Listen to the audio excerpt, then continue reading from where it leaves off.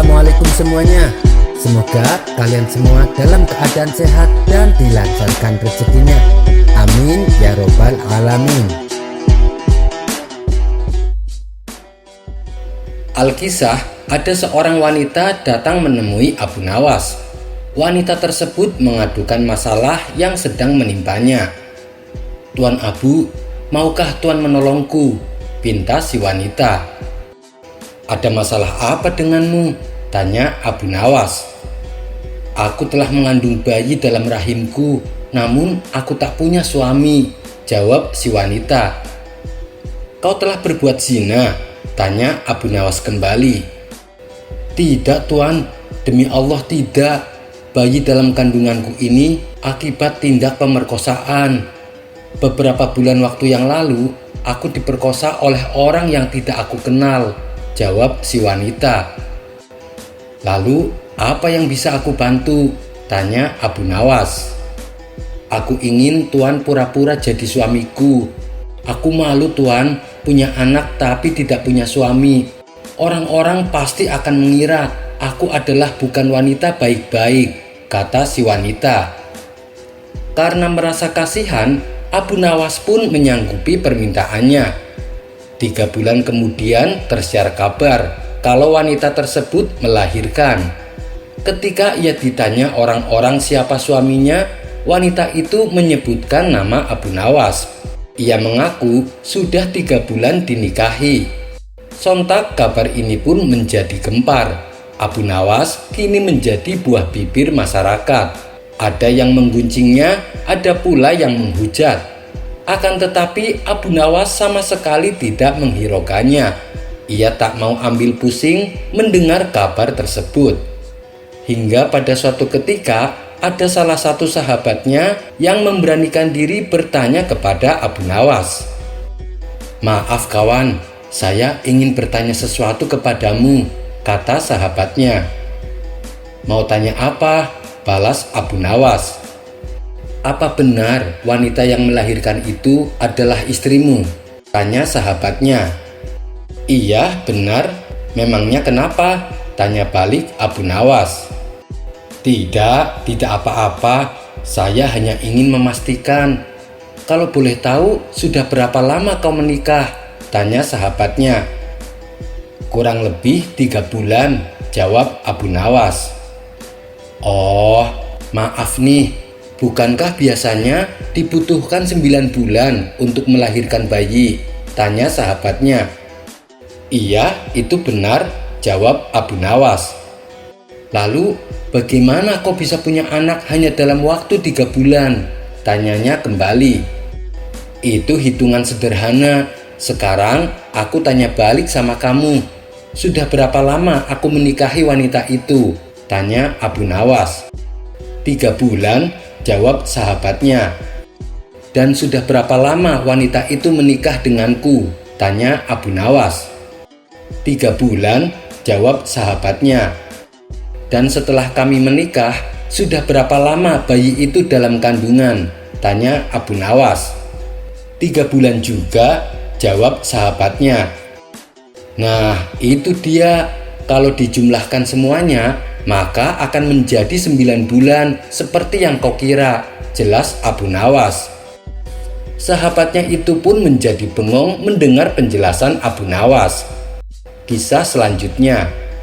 Pada suatu malam, Abu Nawas dan istrinya terlibat pertengkaran hebat. Suara omelan sang istri terdengar sampai ke rumah tetangga di sebelahnya. Hal ini mengundang para warga berkerumun di depan rumah Abu Nawas. "Kasihan Abu Nawas, dia pasti bakalan apes," kata salah satu warga. Tidak lama kemudian terdengar suara benturan yang sangat keras, dan seketika itu pula suara ribut pun langsung mereda. Para warga lalu membubarkan diri pulang ke rumah masing-masing. Keesokan harinya, salah seorang tetangga bertanya kepada Abu Nawas, "Apa yang terjadi semalam? Apakah semuanya baik-baik saja?" Abu Nawas menjawab, "Iya, semuanya baik-baik saja." Tetangganya kembali bertanya, "Tapi tadi malam aku mendengar suara benturan yang sangat keras. Kau yakin tidak apa-apa? Abu Nawas menjawab, "Oh, itu suara sepatuku yang jatuh dari loteng. Istriku melemparkannya ke bawah." "Masa sih?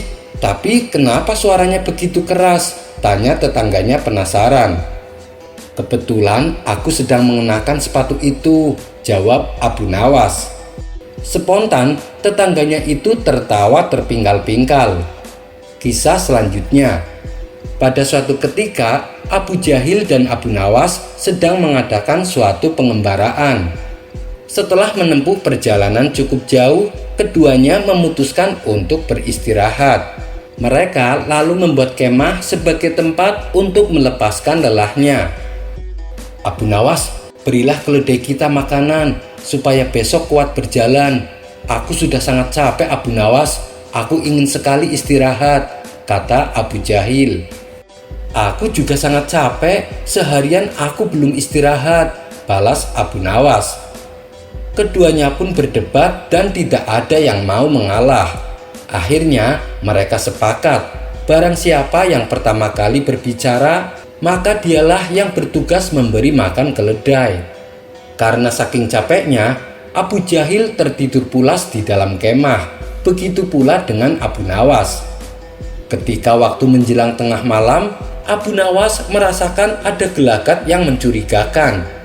Seketika ia pun terbangun dari tidurnya. Dan ternyata dugaan Abu Nawas terbukti. Ada seorang pencuri yang memasuki kemah mereka. Namun anehnya, Abu Nawas hanya terdiam. Ia tak mengucap sepatah kata pun. Sementara si pencuri dengan leluasa mengambil seluruh perbekalan mereka. Pada keesokan harinya, saat Abu Jahil terbangun, ia kaget bukan kepalang. "Kita dirampok, Abu Nawas!" teriak Abu Jahil. Mendengar itu, Abu Nawas tertawa kegirangan. "Kamu kalah, berarti kau yang memberi makan keledai," kata Abu Nawas. Namun Abu Jahil tak menghiraukannya. "Apa kau tidak tahu ada pencuri masuk?" tanya Abu Jahil. "Aku tahu dan aku melihatnya," jawab Abu Nawas. "Lalu kenapa kau tidak teriak? Atau setidaknya kau panggil namaku untuk membangunkanku," ucap Abu Jahil. "Oh, tidak bisa. Kalau aku lakukan itu, aku yang akan kalah dan aku yang akan memberi makan keledai," ujar Abu Nawas. "Dasar gila kau, Abu Nawas," gerutu Abu Jahil sambil menepok jidat. Kisah selanjutnya. Diceritakan ada seorang pemuda yang hampir setiap harinya ia habiskan untuk mabuk-mabukan. Seiring berjalannya waktu, si pemuda mulai bosan dengan perilakunya ini. Namun di sisi lain, ia juga tak mampu menahan keinginannya untuk selalu mabuk-mabukan. Suatu ketika, saat si pemuda duduk bersama kawannya, ia menyatakan keinginannya untuk berhenti. Tapi ia tak mampu meninggalkan kebiasaan buruknya itu. Kemudian, tetangganya menyarankan supaya menemui Abu Nawas saja. "Kenapa harus Abu Nawas?" tanya si pemuda. "Bukankah beliau dulunya adalah pemabuk dan sekarang sudah jadi ulama besar? Mungkin kau bisa belajar dari beliau bagaimana caranya meninggalkan mabuk-mabukan," kata tetangganya. Atas saran dari tetangganya, maka pergilah si pemuda mendatangi Abu Nawas. Setelah bertemu Abu Nawas dan mengadukan masalahnya, si pemuda disuruh untuk menginap di rumah Abu Nawas selama 1 bulan lamanya. Disitulah Abu Nawas sedikit demi sedikit mengajak si pemuda menyibukkan waktunya dengan kegiatan lain. Tak lupa Abu Nawas juga memberi nasihat tentang bahayanya minuman keras, baik bagi kesehatan maupun siksaan neraka yang kelak akan dirasakan di akhirat nanti. Sebulan pun berlalu, si pemuda kini berubah menjadi sosok yang alim. Kesehariannya yang dulu dihabiskan untuk mabuk-mabukan, kini ia habiskan untuk beribadah dan membantu pekerjaan Abu Nawas. "Wahai Tuan Syekh, 1 bulan sudah saya di sini. Berilah saya nasihat lagi," kata si pemuda. Sekarang pulanglah dan belilah 1 botol minuman arak, lalu bawa pulang ke rumahmu, tutur Abu Nawas. Sontak si pemuda terkejut. Ia heran kenapa gurunya kini justru menyuruhnya membeli arak. Tapi ia tak berani bertanya, apalagi sampai membantahnya. Setelah ia pulang ke rumah dengan membawa sebotol arak, hatinya menjadi sangat gelisah. Kenapa harus ada minuman haram di rumahku? Aku harus membuangnya. Yang penting aku sudah menjalankan perintah guruku, pikir si pemuda. Pada keesokan harinya, tiba-tiba Abu Nawas mendatangi rumah si pemuda. "Bagaimana tidurmu semalam? Apakah nyenyak?" tanya Abu Nawas. "Tidak, wahai Tuan Syekh, justru saya merasa gelisah. Setiap kali mata hendak terpejam, aku teringat minuman arak di rumahku," jawab si pemuda. "Terus kau apakan minuman arak itu? Apakah kau meminumnya?" tanya Abu Nawas kembali. "Tidak, Syekh, tak terlintas sedikit pun di benak saya untuk melakukan itu. Saya justru takut Allah akan murka kepadaku karena saya telah menyimpan arak di rumah. Lalu terpaksa aku membuangnya. Akhirnya aku bisa tidur dengan nyenyak," jawab si pemuda. Mendengar hal itu, Abu Nawas pun tersenyum dan merasa bangga kepada si pemuda. Si pemuda lalu dengan berhati-hati bertanya tentang perubahan nasihat Abu Nawas. "Maaf Syekh, bukan saya bermaksud lancang. Tapi kenapa Tuan menyuruh saya membeli arak dan menyimpannya di rumah? Padahal waktu pertama kali saya ke rumah Tuan Syekh menyuruh saya untuk menjauhi arak. Tapi sekarang malah disuruh membelinya," tanya si pemuda. "Oh, dulu kamu tidak bisa mengendalikannya, makanya saya suruh kamu menjauhi arak. Tapi sekarang kamu sudah bisa. Itu lebih baik dan itu menunjukkan bahwa kamu sudah bisa mengendalikannya," jawab Abu Nawas dengan bijak. Kisah selanjutnya. Daerah Hadramut memendam berjuta hasanah Islam. Peninggalan-peninggalan dan tradisi-tradisi salaf masih dilestarikan.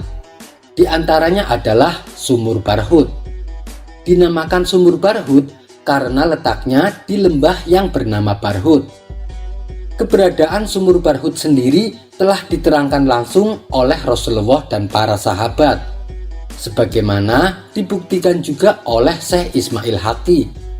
Berada di daerah Ahqaf, sebuah perbukitan berpasir yang terbentang luas di Provinsi Hadramut, Yaman. Terdapat ciri-ciri yang membedakan antara Sumur Barhut dengan sumur lainnya, seperti munculnya asap berbau busuk, air yang kotor dan hitam pekat, dan lubang sumur yang amat dalam. Dalam salah satu hadis, Rasulullah bersabda, "Sebaik-baik air di atas permukaan bumi ini adalah air Zam-Zam, karena di dalamnya terdapat zat yang dapat mengenyangkan dan obat dari penyakit. Dan seburuk-buruk air di atas permukaan bumi adalah air dari Sumur Barhut yang terletak di Hadramut, seperti kumpulan belalang yang pada pagi hari memancarkan air, kemudian pada sore harinya mengering hingga tidak terdapat bekas basah di atasnya." Sumur Barhut sendiri mempunyai kedalaman 200 meter dengan lebar diameternya 30 meter. Ada beberapa kisah mengerikan yang berhubungan dengan Sumur Barhut, dan kisah-kisah ini diyakini oleh warga setempat. Konon, katanya Sumur Barhut ini dibuat oleh bangsa jin atas perintah Raja Himyar. Raja Himyar adalah penguasa kala itu. Ia mempunyai harta emas yang sangat banyak. Menjelang di usia tuanya, Raja Himyar takut kalau sepeninggalannya nanti semua harta emasnya akan diambil orang. Kemudian Raja Himyar berkonsultasi dengan bangsa jin. Maka atas inisiatif bangsa jin dibuatlah sebuah sumur untuk menyembunyikan semua emasnya. Sumur itulah yang disebut Sumur Barhut. Setelah Raja Himyar wafat, Sumur Barhut tersebut dialihfungsikan sebagai penjara untuk bangsa jin. Bagi bangsa jin yang berkhianat atau melanggar perintah Raja Jin, langsung dimasukkan ke dalam sumur Barhut. Oleh sebab itulah sumur Barhut menjadi tempat yang semakin mengerikan. Kisah lain menceritakan, dahulu ada rombongan musafir yang kehabisan bekal air.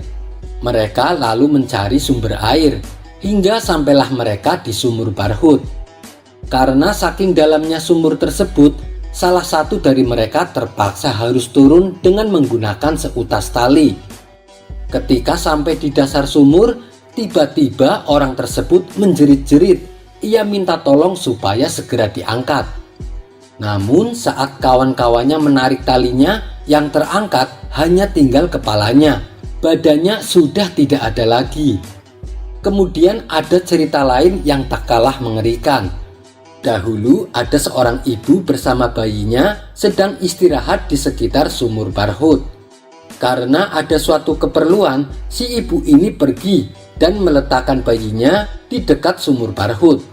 Saat si ibu kembali, ternyata bayinya sudah hilang. Konon katanya, bayi tersebut dicuri oleh bangsa jin dan dimasukkan ke dalam sumur Barhut. Anas bin Malik radhiyallahu an berkata dalam salah satu riwayatnya bahwa arwahnya orang-orang kafir berada di dalam sumur Barhut. Kemudian Sayyidina Ali bin Abi Thalib mengatakan, sebaik-baiknya bukit adalah Bukit Mekah dan seburuk-buruknya bukit adalah Bukit Barhut, karena di sana terdapat sumur yang dihuni oleh arwahnya orang-orang kafir. Abdullah bin Umar juga meriwayatkan yang sama, bahwa sumur Barhut adalah tempat arwahnya orang-orang kafir. Syekh Muhammad bin Makrom, penyusun kitab Lisanul Arab, menyatakan bahwa tidak ada satu orang pun yang mampu mencapai dasar sumur Barhut. Itu karena kedalamannya. Pada malam hari, sumur Barhut terasa lebih panas dan terdengar suara teriakan orang-orang yang sedang disiksa. Wahai Daumah, wahai Daumah. Begitulah suara teriakan tersebut. Ibnu Al-Qayyim dalam kitabnya Ar-Ruh fi Al-Kalam ala Arwah Al-Maut wa Al-Ahya menyebutkan bahwa teriakan kata Daumah yang terdengar dari dalam sumur tersebut adalah salah satu nama malaikat yang ditugaskan untuk menyiksa orang-orang kafir. Imam Suyuti mengisahkan, dahulu ada seorang laki-laki yang menetap di Mekah. Beliau adalah orang yang baik juga amanah, sehingga banyak orang-orang yang menitipkan barang kepadanya. Suatu hari ada orang kaya raya hendak bepergian keluar kota. Ia pun menitipkan uang 1000 dinar kepada orang baik ini. Karena apabila ia simpan sendiri di rumahnya, si orang kaya khawatir akan jadi sasaran para pencuri.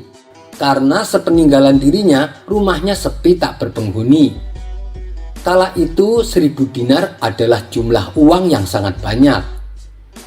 Dan ketika orang kaya sudah berada di luar kota, orang yang baik ini meninggal dunia. Masalahnya, uang titipan yang 1000 dinar ia kubur di samping rumah, tapi tidak ia beritahukan kepada anaknya.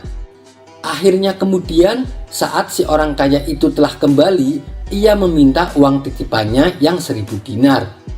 Anaknya pun menjawab bahwa ayahnya sudah meninggal dan ia tidak tahu menau soal titipan uang tersebut sebab ayahnya tidak memberitahukan kepadanya.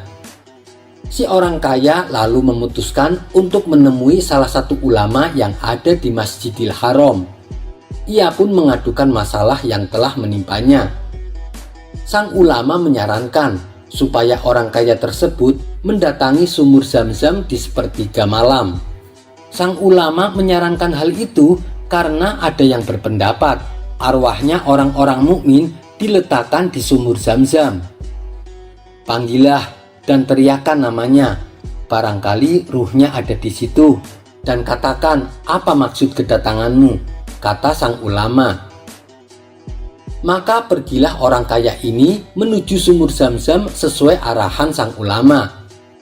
Tapi saat si orang kaya meneriakkan namanya berulang kali, tidak ada jawaban dari sumur Zam-Zam tersebut. Si orang kaya pun kembali menemui sang ulama untuk memberitahu hasilnya. Sang ulama lalu kembali menyarankan supaya pergi ke sumur Barhut yang terletak di kota Hadramut. Setelah menempuh perjalanan cukup lama, sampailah orang kaya ini di sumur Barhut. Ia pun berteriak memanggil nama orang yang ia titipi uang 1000 dinar. Tiba-tiba terdengar jawaban dari dalam sumur tersebut. Ruh orang yang dipanggilnya itu berkata, "Celaka engkau, kenapa engkau sampai kemari?" Si orang kaya pun terkejut. "Bagaimana mungkin? Engkau kan orang baik. Kenapa ruhmu ada di sini? Ini kan tempatnya ruh orang-orang kafir. Kenapa kau ada di sini?" tanya si orang kaya. "Sewaktu hidup di dunia, aku mempunyai kerabat di daerah Khurasan. Namun aku memutus silaturahmi dengannya, sehingga Allah mengazab diriku dan Allah letakkan ruhku di sini," jawab ruh orang tersebut. "Lalu di mana kau letakkan harta titipanku?" tanya si orang kaya. "Uangmu saya kubur di samping rumah. Galilah tanah tersebut, nanti kau akan menemukannya," jawab ruh orang tersebut. Kemudian orang kaya ini segera pergi menuju rumahnya dan berhasil mendapatkan kembali uangnya.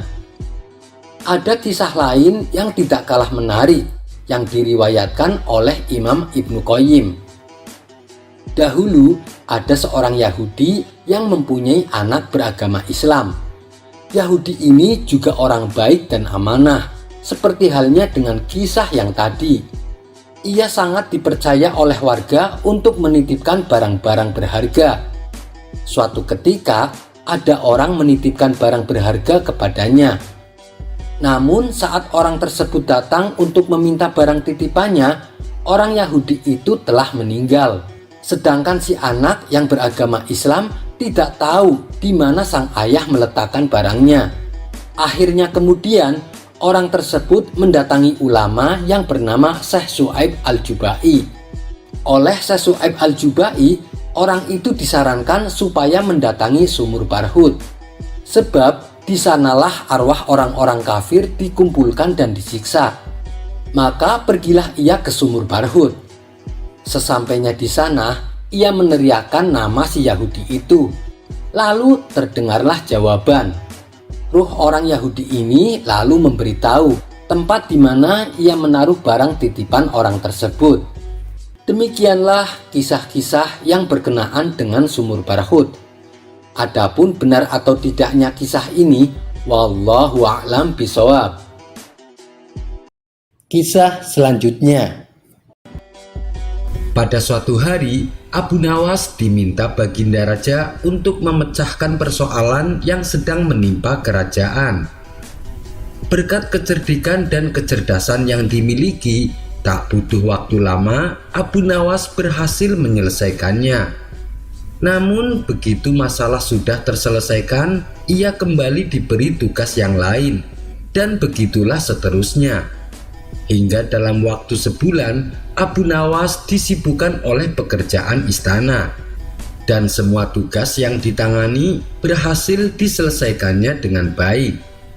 Baginda Raja pun merasa puas dengan kinerja Abu Nawas. Baginda Raja lalu berkata, "Wahai Abu Nawas, aku tahu kau letih dan capek atas tugas-tugas yang aku berikan padamu. Dan sepertinya kau butuh istirahat, Abu Nawas. Mulai besok kau boleh libur, dan ini uang 1000 dinar sebagai upah untukmu." Mendengar hal itu, Abu Nawas senang bukan main. "Terima kasih Paduka yang mulia," balas Abu Nawas. Ia pun segera pulang ke rumah dan menghabiskan waktunya hanya untuk beristirahat. Namun ketika ia mulai rebahan, terdengar suara berisik dari rumah Abu Jahil. Rupanya ia dan teman-temannya sedang asik memainkan alat musik rebana. Kebisingan suara yang ditimbulkan membuat Abu Nawas kesal karena istirahatnya menjadi terganggu.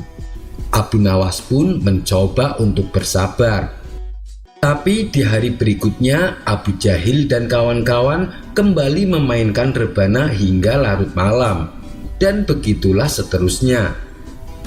Keinginan Abu Nawas untuk bisa istirahat dengan tenang tak dapat ia rasakan. Kalau ia menghardik mereka, tentu akan membuatnya tidak terima. Dan Abu Jahil justru akan memanfaatkan ini untuk mengerjai dirinya. Ia pasti akan semakin keras memainkan musik rebananya. Akhirnya Abu Nawas memutuskan untuk berbicara dengan mereka. Ia pun mendatangi rumah Abu Jahil dan berkata, "Aku suka mendengar musik yang kalian mainkan. Jika kalian memainkannya setiap hari, masing-masing akan aku beri 10 dinar." Mendengar itu, Abu Jahil dan kawan-kawan tampak bersemangat ketika tahu bisa mendapatkan uang sambil bermain musik. Namun 3 hari kemudian, dengan berpura-pura sedih, Abu Nawas berkata, "Maaf kawan, mulai besok aku hanya bisa memberi kalian masing-masing 3 dinar tiap harinya karena persediaan uangku semakin menipis. Tapi tolonglah kalian tetap memainkan musiknya supaya aku bisa menikmatinya," tutur Abu Nawas. Mendengar perkataan tersebut, Abu Jahil dan kawan-kawan mulai kurang bersemangat dan enggan menerima permintaan Abu Nawas. Meski demikian, mereka tetap memainkan musiknya. Seminggu kemudian, Abu Nawas kembali mendatangi Abu Jahil dan kawan-kawan. "Aku benar-benar minta maaf kawan.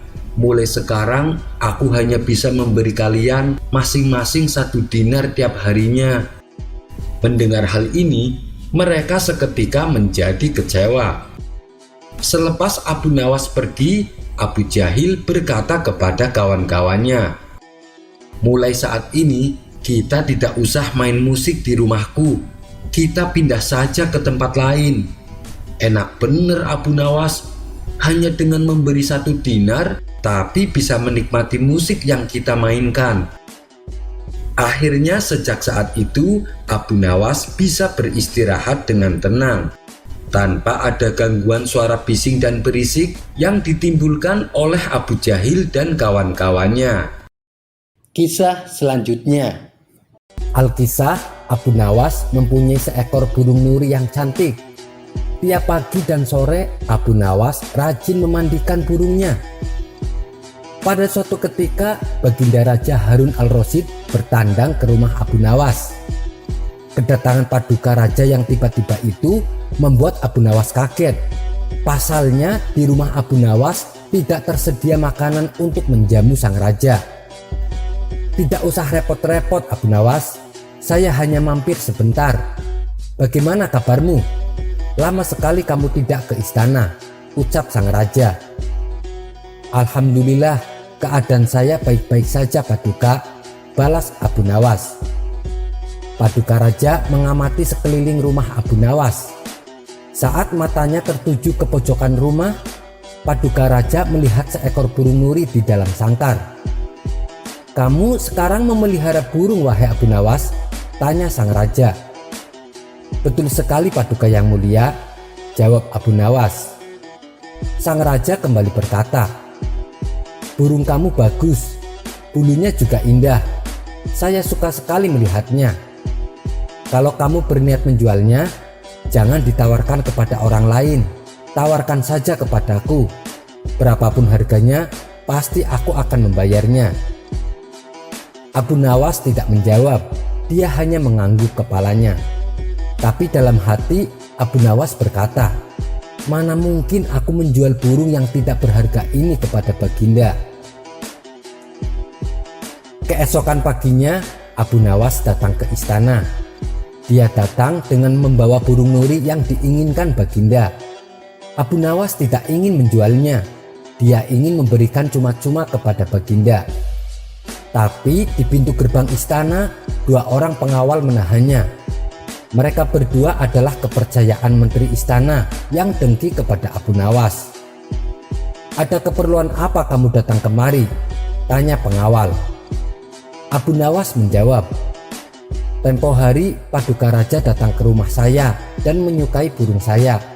Oleh sebab itu, saya ingin memberikan burung ini kepada Paduka Raja. Salah seorang pengawal berkata, "Tinggalkan saja burung jelek itu di sini, biar aku yang menyerahkannya kepada Paduka Raja." Abu Nawas pun menurut.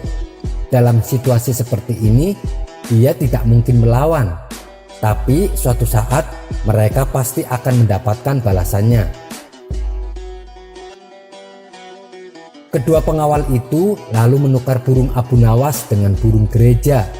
Setelah itu diserahkan kepada Paduka Raja. "Paduka yang mulia, ini ada titipan burung dari Abu Nawas," ucap pengawal. "Kurang ajar Abu Nawas," kata sang raja dengan nada penuh emosi.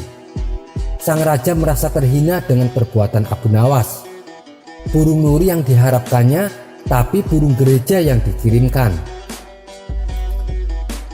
Sang menteri yang dengki kepada Abu Nawas tersenyum puas melihat kinerja anak buahnya. "Kali ini engkau pasti akan kena hukuman, wahai Abu Nawas," ujarnya dalam hati. Tanpa menunggu waktu, saat itu juga Baginda Raja mendatangi rumah Abu Nawas. "Hei Abu Nawas, kalau kau keberatan menjual burung nuri kepadaku, aku tidak apa-apa. Tapi jangan kau kirim burung gereja ke istana. Itu suatu penghinaan buatku," kecam Baginda dengan mata memerah menahan amarah. Abu Nawas kaget mendengar perkataan Paduka Raja.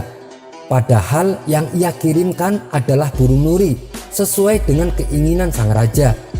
Tapi Abu Nawas tidak mempunyai saksi untuk membuktikannya. Sedangkan kedua pengawal yang menghadangnya di istana adalah orang kepercayaan menteri yang dengki kepada dirinya. Tapi Abu Nawas tidak kehilangan akal. "Begini Paduka yang mulia," tutur Abu Nawas mencoba meredakan amarah Baginda. "Istana Paduka telah kemasukan 2 orang penyihir." Paduka Raja bertanya heran, "Penyihir yang mana wahai Abu Nawas? Siapa mereka?" Abu Nawas menjawab, "2 orang penjaga pintu istana itulah penyihirnya. Mereka telah menyihir burung nuri menjadi burung gereja. Kalau Paduka tidak percaya, tunggulah besok di istana. Paduka akan menyaksikan sendiri betapa hebatnya sihir mereka. Saya masih punya burung satu lagi untuk Paduka." Sang raja bertanya, "Burung apa itu?" "Burung pipit Paduka yang mulia," balas Abu Nawas. "Burung pipit? Kamu sendiri kan tahu saya tidak suka dengan burung pipit," bentak sang raja. "Sabar dulu Paduka yang mulia. Besok pagi saya akan ke istana membawa burung pipit. Nanti bisa disihir menjadi burung nuri oleh kedua pengawal yang menjaga pintu istana." Pagi-pagi sekali Abu Nawas sudah tiba di istana. Dia membawa burung pipit di tangannya. Di depan gerbang lagi-lagi Abu Nawas dicegat oleh kedua pengawal. "Ada perlu apa lagi kau di sini?" hardik si pengawal.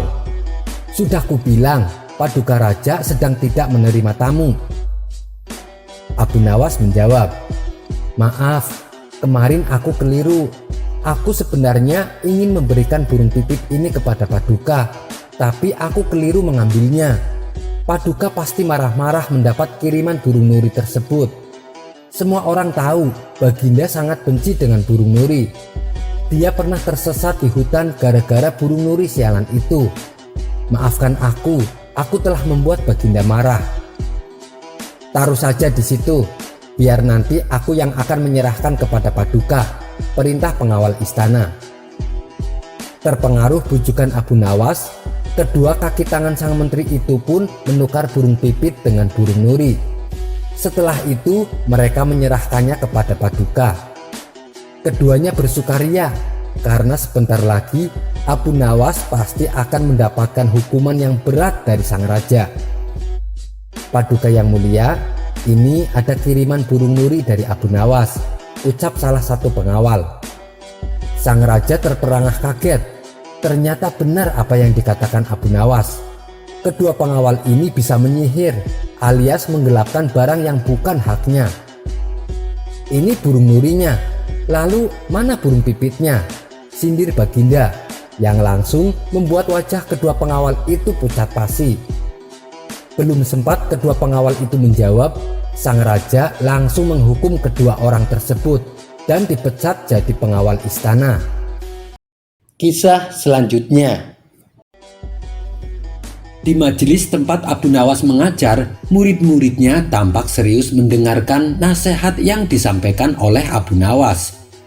Janganlah di antara kalian sampai berbuat zalim kepada siapapun, karena perbuatan tersebut nantinya justru akan membuat kita celaka, tutur Abu Nawas.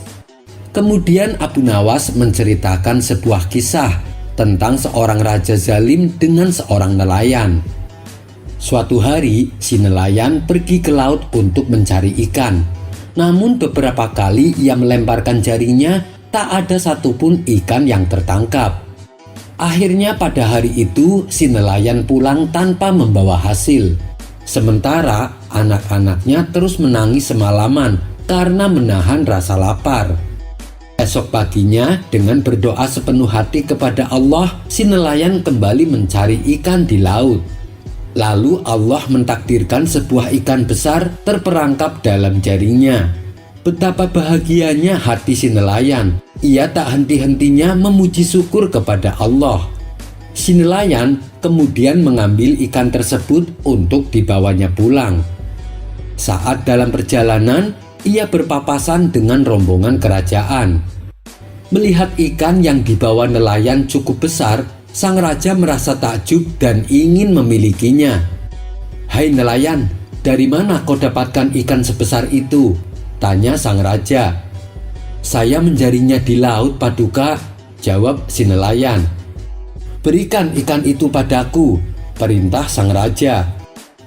"Jangan, Paduka, ikan ini akan aku jual untuk makan anak-anakku," balas si nelayan. "Kau berani menolak permintaanku, maka kau akan saya hukum mati," ancam sang raja. Si nelayan berulang kali memohon agar ikannya jangan diambil. Akan tetapi sang raja tidak peduli. Ia merampasnya secara paksa dan dibawanya ke istana. Si nelayan pun hanya bisa pasrah. Ia menangis seraya berdoa, "Ya Allah, Engkau telah memperlihatkanku kekuatan orang zalim ini pada kelemahanku. Maka perlihatkanlah kekuatanmu padanya." Sementara sang raja yang sudah kembali ke istana tak sabar untuk menyantap ikan besar milik si nelayan. Ia pun mengambil ikan tersebut dan memberikannya kepada pelayan istana. Tiba-tiba ikan itu berputar dan menggigit jari sang raja hingga membuatnya merintih kesakitan. Akibat gigitan ikan, sang raja tak dapat tidur. Semalaman ia menanggung rasa sakit yang nyeri. Esok paginya, sang raja mengundang beberapa tabib untuk mengobati sakit yang dideritanya. Namun, dari sekian banyak tabib yang datang, tak ada satupun yang mampu menyembuhkannya. Akhirnya, ada salah satu tabib yang alim menyarankan supaya jari sang raja dipotong saja. Menurut sang tabib yang alim ini, jari sang raja sudah terkena racun. Kalau tidak segera dipotong, dikhawatirkan racun tersebut akan menjalar sampai ke lengan atas. Tapi meskipun jarinya sudah terpotong, sang raja masih merasakan sakit. "Paduka yang mulia, sepertinya racun ikan sudah menjalar. Paduka harus segera memotong lengan Paduka," kata sang tabib. "Apa tidak ada cara yang lain?" tanya sang raja. "Tapi kalau dibiarkan, racun tersebut akan menjalar ke tubuh Paduka, dan itu bisa mengancam nyawa Paduka," jawab sang tabib. Maka dengan berat hati, sang raja memotong lengan tangannya. Akan tetapi, tak ada perubahan atas kondisi sang raja. Ia masih saja merasakan sakit yang amat sangat.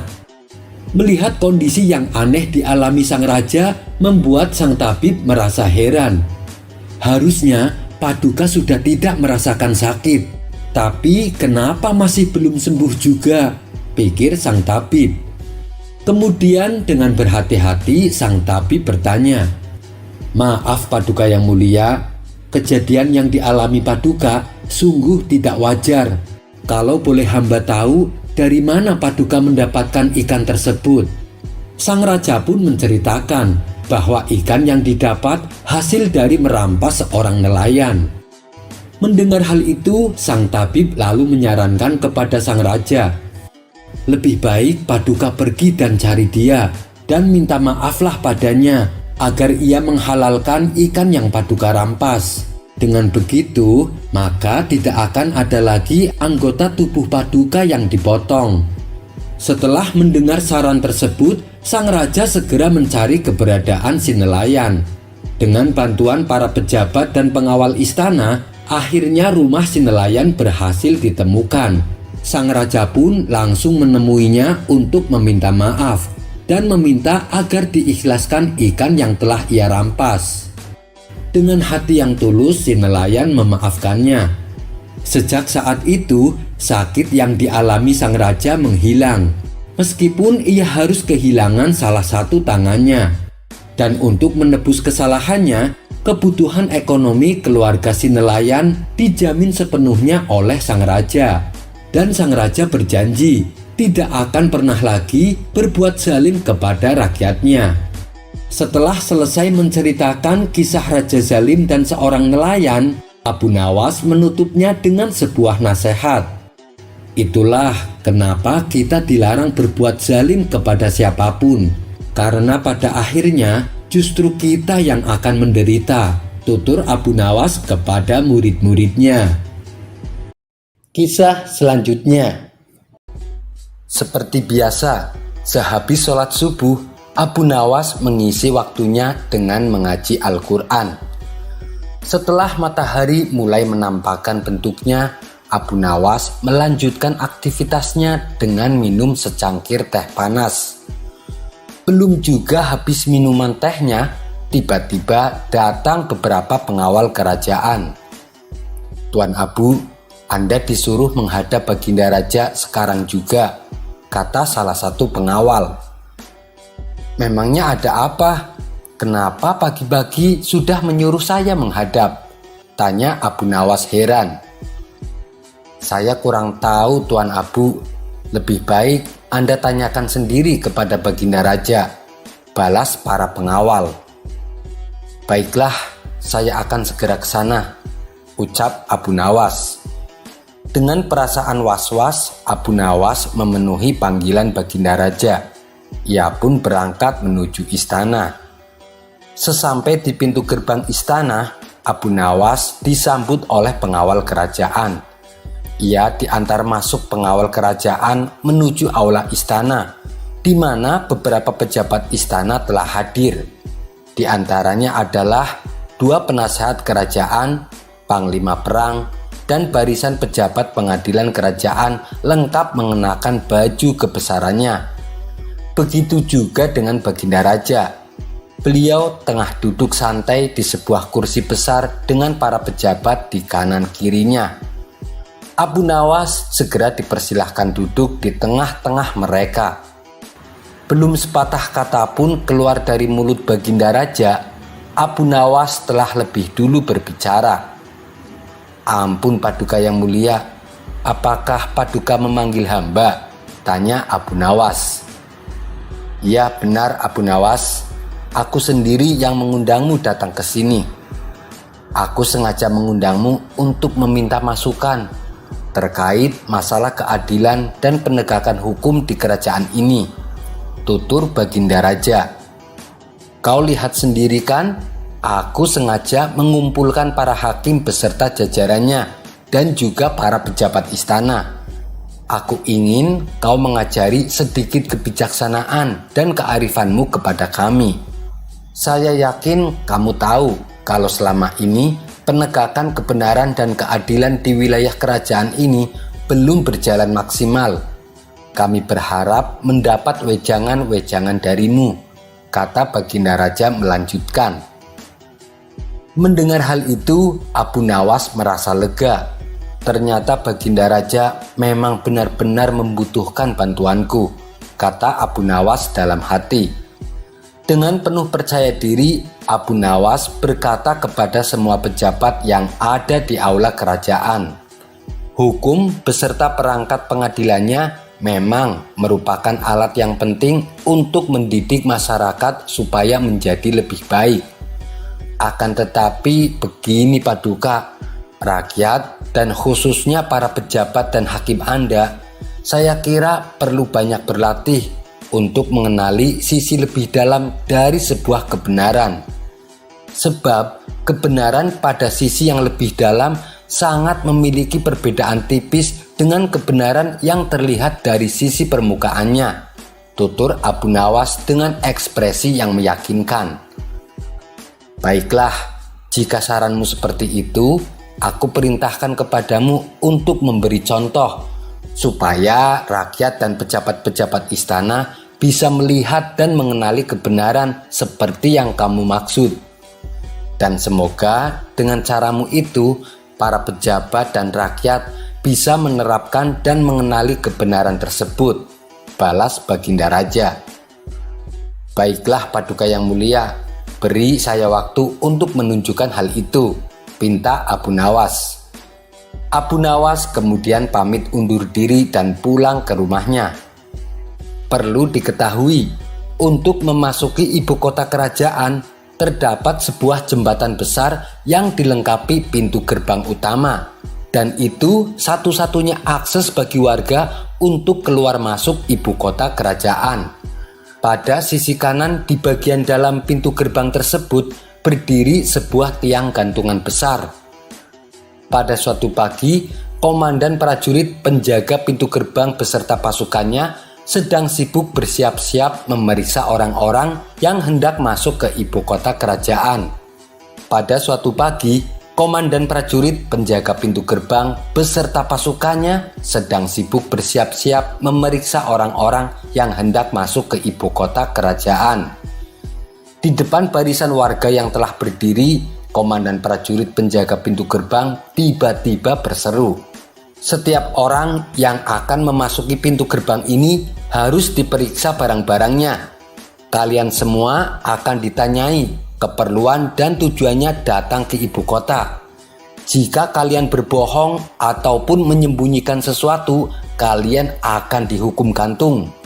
Tapi jika kalian berkata benar, kalian akan diperbolehkan memasuki ibu kota."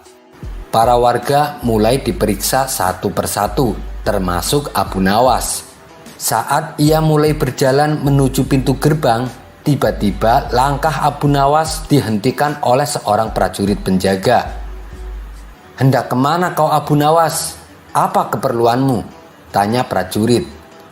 "Aku mau masuk karena aku mau dihukum gantung," jawab Abu Nawas. "Ah, aku tak percaya," jawab si prajurit. "Kenapa kamu tidak percaya? Kalau aku terbukti berbohong, gantung saja aku," balas Abu Nawas. Sepintas ucapan Abu Nawas membuat prajurit penjaga berpikir, "Kalau aku menggantungmu karena berbohong, bukankah justru aku menjadikan pernyataan awalmu tadi sebagai sebuah kebenaran?" ujar si pengawal. "Sungguh tepat jawabanmu. Sekarang kamu telah berhasil mengenali apa itu sebuah kebenaran. Itulah kebenaran dari sisi terdalamnya. Sekarang kabarkan kepada rajamu bahwa itulah makna kebenaran sesungguhnya," tutur Abu Nawas. Kisah selanjutnya. Pada suatu hari, saat Baginda Raja sedang duduk santai di singgasananya, datanglah seorang kepala dusun menghadap Baginda Raja. Ia mengadukan permasalahan yang sedang menimpa di kampungnya. "Ampun Paduka yang mulia, hamba mohon pertolongan Paduka," pinta kepala dusun tersebut. "Memangnya apa yang menimpa kampungmu?" tanya Baginda Raja. "Begini Paduka yang mulia, akhir-akhir ini di kampung kami sering diganggu jin yang jahat," ujar sang kepala dusun. "Kenapa bisa begitu? Apa yang membuat jin tersebut mengganggu kampungmu?" tanya Baginda Raja penasaran. Karena kampung kami sangat subur Paduka Yang Mulia dan mempunyai kekayaan alam yang berlimpah. Hampir setiap musim panen kami selalu mendapat banyak keuntungan, jawab kepala dusun. Mendengar jawaban tersebut, Baginda Raja menjadi bingung. Lalu apa hubungannya? Masa gara-gara kampung kamu subur membuat jin tersebut mengganggu kampungmu? Tanya Baginda Raja heran. Benar Paduka Yang Mulia, jin tersebut mengaku berkat jasa dialah kampung kami menjadi subur dan melimpah. Oleh karenanya, setiap datang musim panen, ia meminta tumbal seorang gadis. Bila permintaannya tidak kami penuhi, ia mengancam akan menghancurkan desa kami, kata kepala dusun menjelaskan. Oh, jadi itu alasannya. Baiklah, sekarang kamu pulang saja.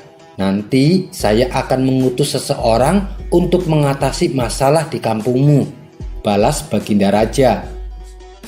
Selepas kepala dusun itu pamit pulang, Baginda Raja memanggil semua penasehat istana untuk mencari solusi atas permasalahan yang menimpa kampung tersebut. Salah satu penasehat istana berkata, Paduka Yang Mulia, yang kita hadapi adalah makhluk halus. Kita tak mungkin melawannya dengan pasukan kerajaan. Yang ada nanti para prajurit malah kerasukan, ujar penasehat istana. Sedangkan para penasehat istana yang lain terlihat masih kebingungan mencari solusi yang tepat. Karena belum juga menemukan solusinya, akhirnya terbesit di benak Baginda Raja sosok Abu Nawas. Maka saat itu Baginda Raja langsung memerintahkan beberapa prajurit istana untuk menjemput Abu Nawas di rumahnya. Singkat cerita, datanglah Abu Nawas ke istana dan menghadap Baginda Raja. Ampun Paduka Yang Mulia, ada gerangan apa Paduka memanggil hamba? Tanya Abu Nawas. Saya akan memberimu tugas penting Abu Nawas.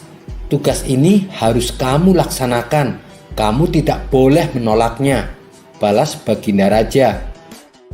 Tentu saja saya siap Paduka Yang Mulia. Kalau boleh tahu, tugas apakah itu? Tanya Abu Nawas kembali. Suasana di kampung sebelah sedang tidak aman Abu Nawas. Katanya ada jin yang suka mengganggu warga kampung tersebut. Dan saya perintahkan kamu agar kamu menyelesaikan masalah ini, titah Baginda Raja. Spontan Abu Nawas kaget mendengarnya. Maksud Paduka, hamba disuruh menaklukkan jin yang jahat itu, tanya Abu Nawas memastikan.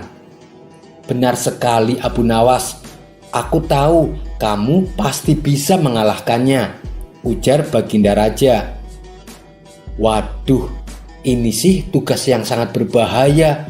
Taruhannya nyawa bisa melayang, pikir Abu Nawas. Raut muka ketakutan dan gemetaran mulai terlihat pada diri Abu Nawas. Ampun Paduka Yang Mulia, apa Paduka tidak salah orang? Saya kira Paduka keliru kalau sampai menunjuk saya, sebab saya ini bukan orang sakti, jawab Abu Nawas mencoba berkilah. Wahai Abu Nawas, aku tahu kamu memang bukan orang hebat, bukan pula orang sakti. Tapi dengan akal cerdikmu, saya yakin kamu bisa mengalahkan jin jahat itu, ucap Baginda Raja. Dengan berat hati terpaksa Abu Nawas menerima tugas tersebut. Karena apabila ia menolaknya, ia bisa dihukum berat oleh Baginda Raja. Pada keesokan harinya, berangkatlah Abu Nawas menuju kampung yang dimaksud. Setibanya di sana, ia langsung menemui kepala dusun. Apakah Anda utusan Baginda Raja? Tanya kepala dusun. Iya, benar. Saya diutus Baginda Raja ke sini, jawab Abu Nawas. Kepala dusun itu lalu menceritakan semuanya tentang sosok jin yang sering mengganggu kampungnya, termasuk meminta tumbal seorang gadis saat musim panen tiba. Setelah mendengar secara seksama, Abu Nawas lalu bertanya, apakah di antara warga ada yang pernah melihat wujud jin tersebut? Sang kepala dusun menjawab, saya kira hampir semua dari warga kami pernah melihatnya. Saya sendiri juga pernah melihatnya. Abu Nawas kemudian kembali bertanya, bagaimana wujudnya? Kepala dusun tersebut menjawab, tubuhnya tinggi dan rambutnya dikuncir di antara kepalanya yang botak. Seketika Abu Nawas langsung mengetahui kalau jin yang dimaksud adalah jin ifrit.